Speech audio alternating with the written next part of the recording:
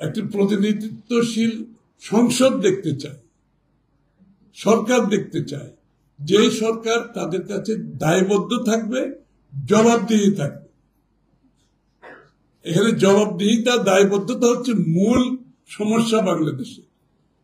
এবং যে সমস্ত দেশে স্বৈরাচার ছিল, ফ্যাসিস্ট ছিল, ওখানে একই সমস্যা ছিল, দায়বদ্ধতা, জবাবদিহিতার অভাব। কারণ তারা অনির্বাচিত সরকার, তারা ক্রমান্বয়ে স্বৈরাচার হয়েছে, ক্রমান্বয়ে তারা ফ্যাসিস্ট হয়েছে। আমরা তো সেখান থেকে এখনো বেরোতে পারছি না। আবার এখানে কত ধরনের আলোচনা এখানে চলছে। আমার প্রশ্ন হচ্ছে যে শেখ হাসিনা স্বৈরাচার পতনের পরে 14 মাস পরে আমরা এখনো কেন এইসব আলোচনা করছি? সংস্কারের কথা আলোচনা করছি, সংস্কারের কে নিয়ে বহু আলোচনা হয়েছে, ঐক্যমত কমিশন হয়েছে, আমাদের কোনো আপত্তি নেই। কোয়াইট অনেস্টলি, ঐক্যমত কমিশন হোক আর না হোক, সংস্কারে ঐক্যমত হোক আর না হোক, বিএনপির পক্ষ থেকে আমরা 9 বছর আগে ভিশন 2030 মাধ্যমে আমাদের কি কি সংস্কার হবে আমরা জাতির সামনে তুলে ধরেছি 9 বছর আগে। পরবর্তীতে 27 দফার মাধ্যমে বিএনপি কি কি সংস্কার হবে আমরা ডিক্লেয়ার করেছি জাতির কাছে।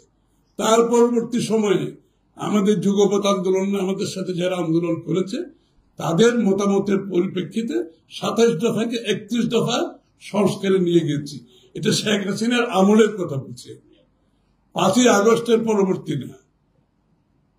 তখন কারো কাছ থেকে আমরা সংস্কারের এত ডিটেইলড একটা প্রোগ্রাম নিয়ে কোন দল দেশের সামনে সেটা প্রতিষ্ঠা করেনি। 31 দফাতে আমাদের যুগপতি যারা ছিল সবাইকে নিয়ে আমরা শেখ হাসিনার সময় 2 বছর আগে এটা জাতির সামনে তুলে ধরেছি। সুতরাং সংস্কারের জন্য সংস্কার কমিশন হয়েছে, আমাদের কোনো আপত্তি নেই, আমরা তো অংশগ্রহণ করছি। সংস্কার কমিশন হোক আর না হোক, as far as we are concerned, আমাদের 31 দফার সংস্কার আমরা বাস্তবায়ন করব। সুতরাং সংস্কার কমিশনের যে এক্সারসাইজ, আমাদের কোনো আপত্তি নেই, কিন্তু এই এক্সারসাইজের মাধ্যমে 14 মাস পরে আমাকে এখনো আলোচনা করতে হবে কেন? ঐক্যমত যতটুকু হয়েছে ভালো, আমি তো ঐক্যমত কমিশন, দ্য ভেরি নোমেনক্লেচার, যে শব্দটা হচ্ছে ঐক্যমত কমিশন। তো let us be honest about it. যতটুকু ঐক্যমত হয়েছে, let us close the chapter. ঐক্যমতের বাইরে গিয়ে আবার কেন এত সব আলোচনা আমাদেরকে করতে হচ্ছে? কেন আমাকে পিআর নিয়ে আলোচনা করতে হবে? পিআর যদি ঐক্যমত না হয়, ক্লোজ দ্য চ্যাপ্টার, চ্যাপ্টার বন্ধ করে দেন। কিন্তু আমি পিআর এর বিরোধিতা আমি করলে সেটা আমাকে জনগণের মতামত নিয়ে করতে হবে। আমরা যদি ঐক্যমত যতটুকু হয়েছি, এটাকে আমাদেরকে দায়িত্বটা কে দিয়েছে? আমরা এতদিন জনগণের মালিকানার কথা বলেছি। তো জনগণের মালিকানা যদি হয়ে থাকে, আমরা কয়টি দল বসে টেবিলের চারদিকে বসে বাংলাদেশের ভবিষ্যৎ নির্ধারণ করব, এই দায়িত্ব কে দিয়েছে?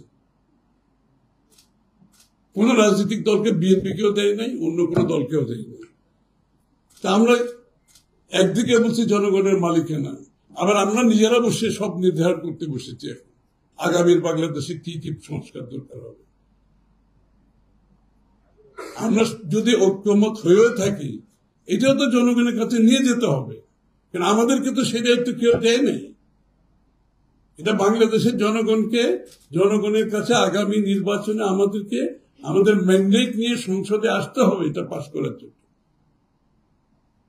আজকে যদি আমরা সবাই নাকে খত দিয়ে সব অনেক কিছু জিনিস ঐক্যমত হয়ে যায়, কালকে যদি বাংলাদেশের মানুষ সেটাকে না চায়, ম্যান্ডেট না দেয়, তাহলে কি হবে? তো সহজ পথ হচ্ছে যেটা আমরা বিএনপির পক্ষ থেকে করেছি, পরবর্তী 31 দফা করেছি, আমাদের বিষয়টা আমরা তো পরিষ্কার করেছি, জনগণের কাছে নিয়ে গেছি, এবং 31 দফা নিয়ে আমরা জনগণের কাছে যাবো আবার।